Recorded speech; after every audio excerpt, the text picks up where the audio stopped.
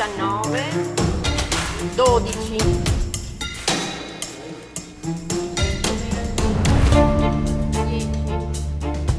Iskos Veneto dal 2021 ha impegnato a sostenere le necessità primarie dei migranti delle cosiddette rotte balcaniche, che cercano sopravvivenza e sicurezza in viaggio verso l'Europa.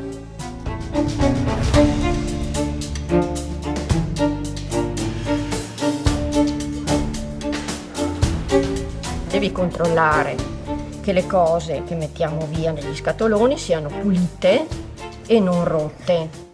È vero. Sì.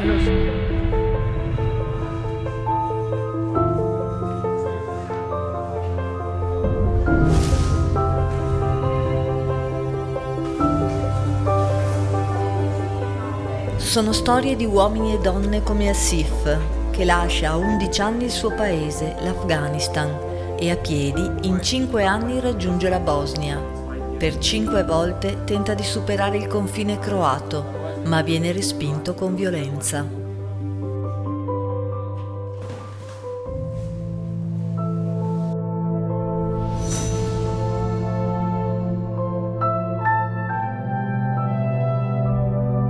Dà nuova vita ai tuoi vecchi abiti o dona per sostenere il progetto.